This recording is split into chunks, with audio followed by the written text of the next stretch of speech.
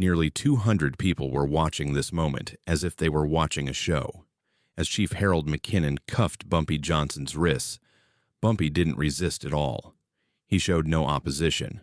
Contrary to expectations, he didn't look broken or defeated either. In his expensive gray suit, he stood as confident as ever. When the chief told Bumpy he would rot behind bars like a common criminal, Bumpy just laughed. This laugh deeply unsettled Chief McKinnon. Bumpy wasn't supposed to be laughing right now. He should have been desperate and exhausted. His freedom was over, so where was this confidence coming from? "What are you laughing at?" he asked in a mocking, angry tone. Bumpy said a few words to him. Only Chief McKinnon heard what he said. His face went pale white. He was stunned. Even as Bumpy Johnson was loaded into the back of the police car, he maintained the same calm and proud expression. Harold McKinnon had come to Harlem on a mission about 2 months earlier. The mayor had personally appointed him to bring order to the neighborhood, take down the illegal gambling rings, and most importantly, destroy Bumpy Johnson. McKinnon was, at least on paper, the perfect man for the job. At 47, he was built like a boxer and known for the ruthlessness that had served him well in Brooklyn. He had taken down the Irish gangs in Red Hook. He had eliminated the Jewish bookmakers in Brownsville. Now he wanted the biggest prize of all, the Godfather of Harlem. McKinnon didn't understand Harlem. He didn't want to understand it. To him, this was nothing more than a place filled with criminals whose locations needed to be identified and who needed to be arrested one by one. He moved into the precinct on 135th Street and immediately got to work his way. Raids every night. Arrests without warrants. Beatings in back alleys. His officers, mostly white men transferred from other boroughs, enthusiastically followed his lead. Within a month, McKinnon had arrested over 200 people. Small-time bookies, numbers bankers, anyone connected to the gambling operation. But he hadn't touched Bumpy Johnson. Not yet. He was saving the king for last. Bumpy Johnson knew McKinnon long before McKinnon knew him. That's how Bumpy operated. Information was his lifeblood, more valuable than the millions he earned. He had eyes everywhere, bartenders, shoeshine boys, hotel maids, taxi drivers, people that men like McKinnon never noticed, people who heard everything and reported back to Bumpy with quiet loyalty. So when McKinnon came to Harlem, Bumpy had already compiled and was studying a fairly thick file on him. He knew about the gambling debts McKinnon had accumulated in Atlantic City over the past decade. He knew McKinnon had taken bribes from the Italian mob in Brooklyn, deliberately looking the other way while they ran their illegal games. He knew about suspects who had died under McKinnon's watch, their deaths ruled accidents or suicides. And most importantly, he knew about Chief McKinnon's beautiful wife, Margaret McKinnon, who had been making secret trips to Harlem for the past 8 months. Every Thursday afternoon, while her husband was at work, Margaret McKinnon visited a small apartment on 142nd Street. The apartment belonged to a man named William, a jazz pianist with talented hands and a velvet voice. Bumpy Johnson never judged Margaret McKinnon. In fact, he understood her. He understood how lonely she must have been. It must be hard to be trapped, living with someone you didn't choose for yourself. But understanding her didn't mean he wouldn't use such leverage. He had dozens of photographs. He had hotel records. He had dozens of people who would testify under oath. But all of this, of course, needed time. He had to use this power, which could destroy Harold McKinnon's entire career, reputation, and marriage, at just the right moment. The enemy needed to think he had won, so his guard would drop. He had learned this philosophy from Madame Stephanie St. Clair, who had taught him everything about the numbers game. Never attack a man when he's strong, she used to say. Wait until he's standing at the edge of a cliff, thinking he's on solid ground. Then show him the fall. McKinnon was standing at that cliff's edge right now. He just didn't know it yet. That day was ordinary for Bumpy. He had eaten lunch with 2 city council members at Wells Restaurant on 135th Street. He had discussed a new youth center he wanted to finance in Sugar Hill. He stepped outside into the spring sunshine, adjusted his fedora, and when he looked up, he found himself surrounded by about 15 police officers, with their guns aimed at him. Chief McKinnon stood at the front. His face wore a triumphant smile as if he'd won the lottery. In a voice loud enough to announce it to all of Harlem, he said, "Ellsworth Raymond Johnson, you're under arrest for extortion, illegal gambling, and conspiracy to corrupt public officials." Bumpy asked, "Do you have a warrant?" McKinnon's smile widened. He pulled a folded paper from his jacket and waved it in Bumpy's face. "Signed by Judge Harrison himself. End of the road, Johnson. Time to say goodbye to your little kingdom." The officers grabbed Bumpy roughly and slammed him against the hood of the police car. Bumpy never objected, never resisted the officers. The watching crowd seemed to hold their breath collectively. Until that day, no one had ever seen Bumpy Johnson like this. McKinnon wanted to humiliate the king of Harlem by arresting him, to turn it into a spectacle. He wanted to savor this victory, to prove to everyone watching that no one was above the law. He took his time, moving at a crawl. He put the cuffs on slowly, ceremoniously, tightening them enough to hurt. He searched him leisurely, degradingly. He took his wallet, his watch, and his pocket square. Throughout all of this, he used every degrading word that came to mind. With every insult he used, gasps of shock came from the crowd. Bumpy paid no attention to any of it, standing with a calm expression on his face. His continued show of strength was driving McKinnon crazy. This wasn't how he had imagined this arrest. Bumpy was supposed to beg. He wanted to see helplessness and fear in his eyes. Where was this confidence in his eyes coming from? Why was he smiling through all of this? "You think this is some kind of joke? I'll personally make sure you never see daylight again," he said. At that moment, Bumpy quietly, almost gently, uttered a sentence. "Ask your wife where she was on Thursday." The color drained from McKinnon's face so fast that the officers standing next to him thought he was going to faint. His hand dropped from Bumpy's collar. He opened and closed his mouth, but no sound came out. The crowd noticed the change. They didn't know what Bumpy had said, but they could see its effect. The police chief, who had looked so powerful just minutes ago, suddenly looked like a man who'd been punched in the gut. "What did you say?" McKinnon whispered. Bumpy's smile never wavered. "You heard me, Chief. Thursday. The Thursday you told her you'd be working late. The Thursday she told you she'd be visiting her sister in Connecticut." McKinnon's hands began to shake. He looked around at his officers, at the crowd, at the windows where dozens of Harlem residents were watching the scene unfold. He was trapped.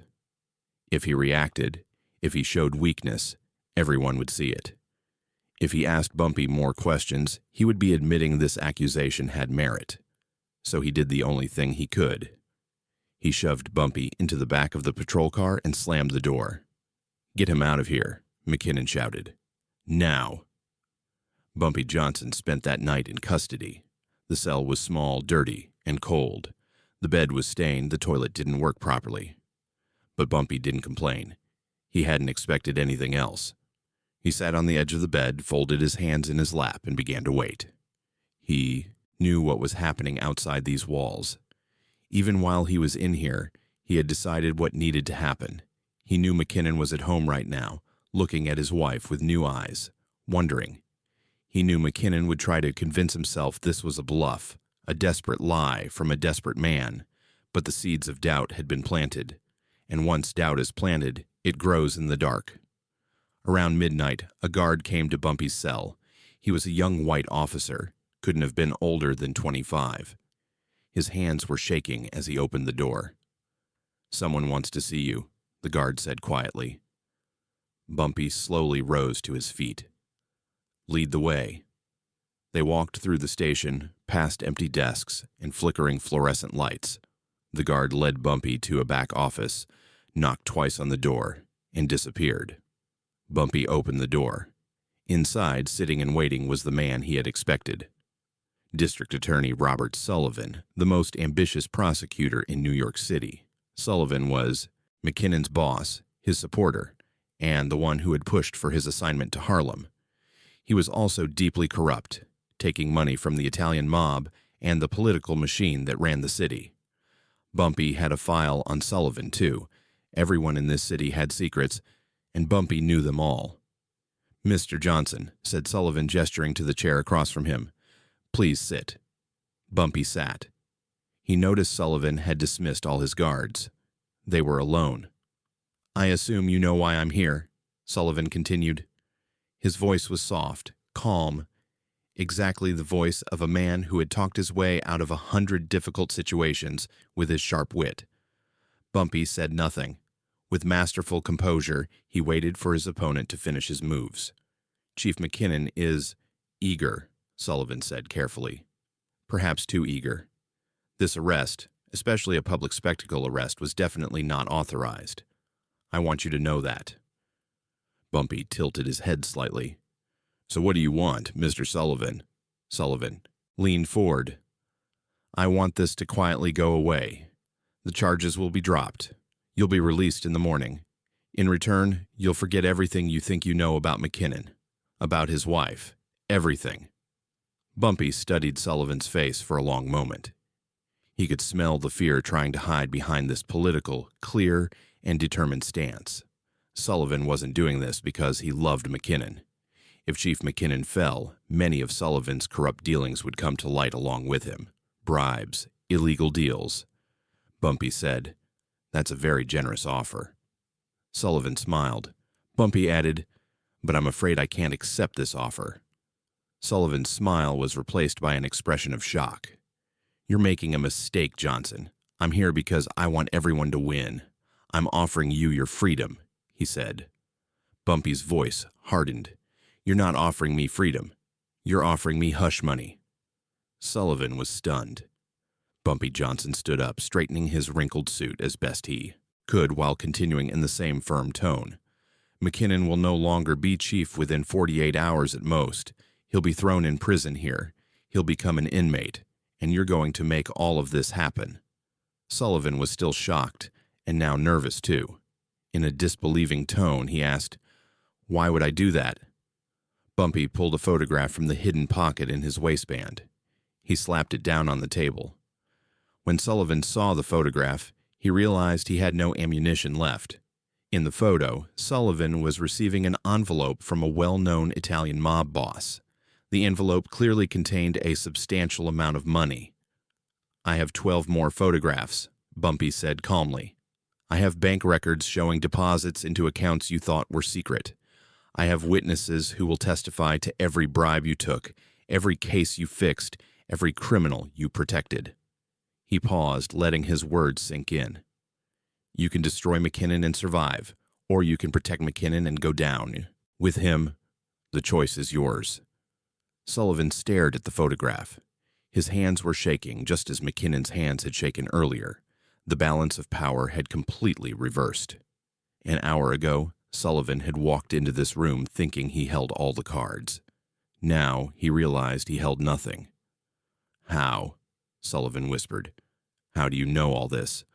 Bumpy smiled the same calm smile.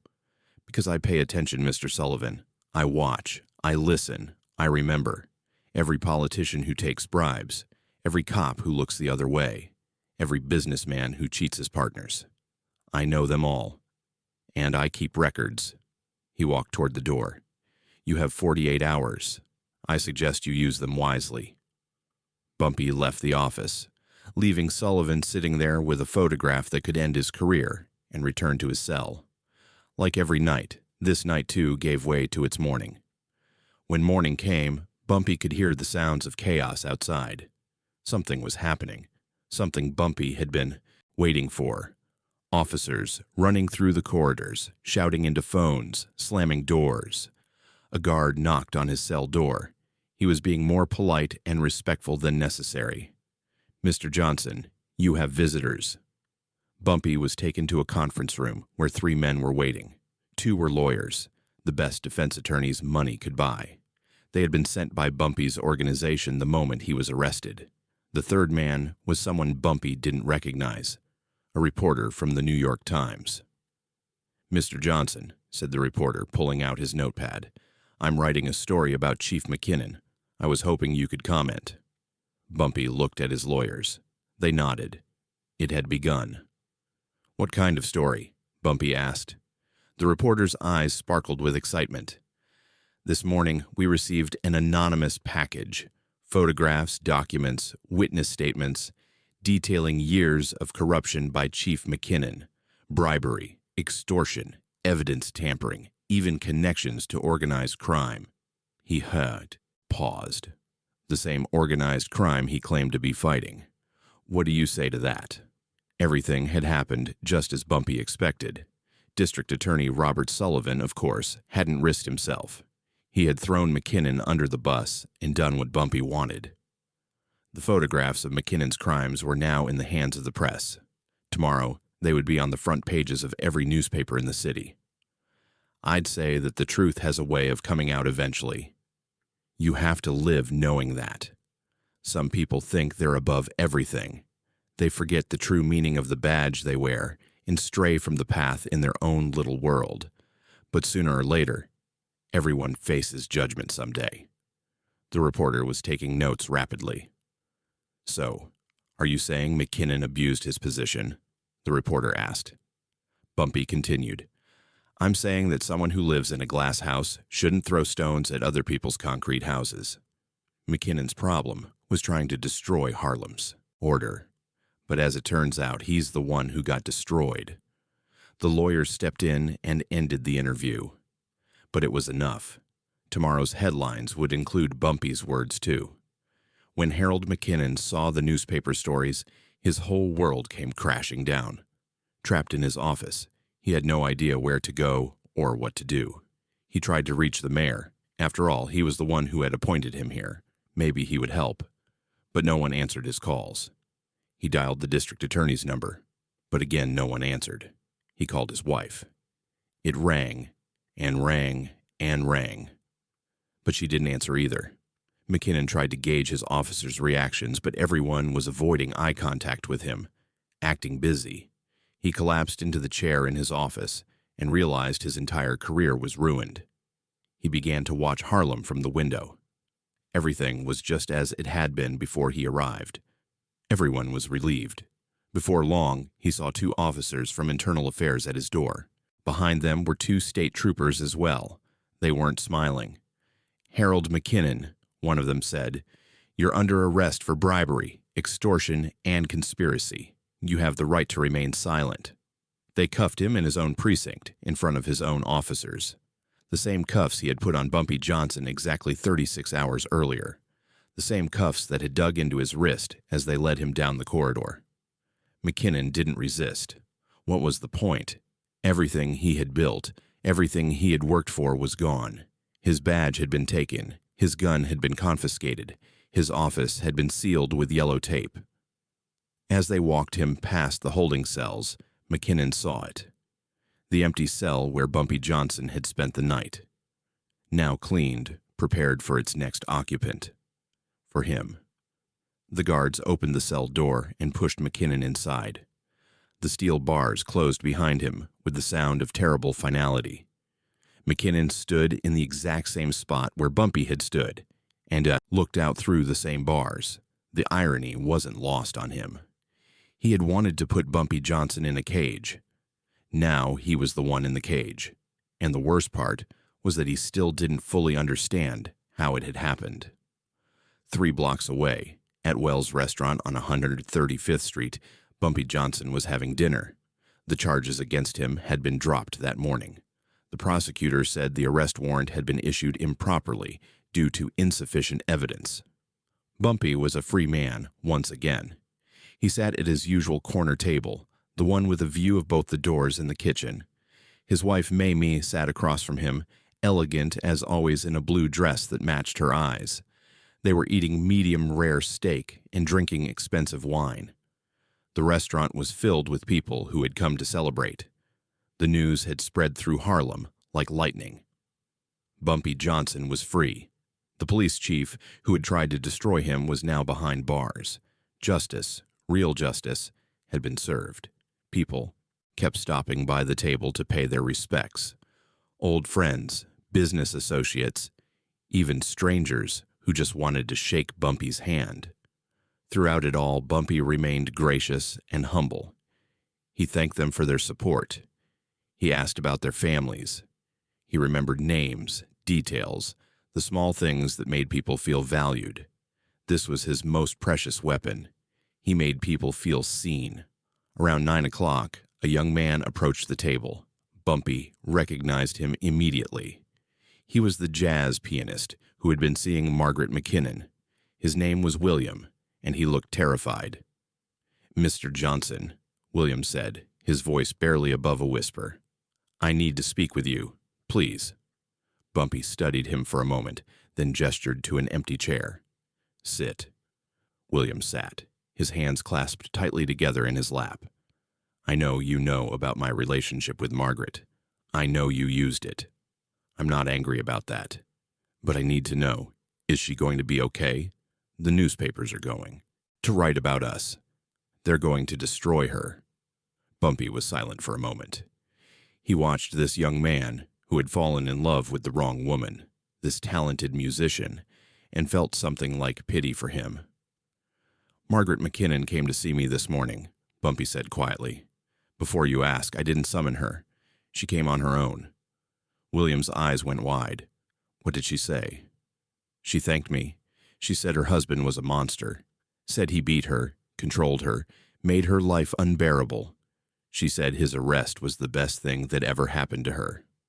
William didn't know how to respond. He had expected anger, threats, demands for silence.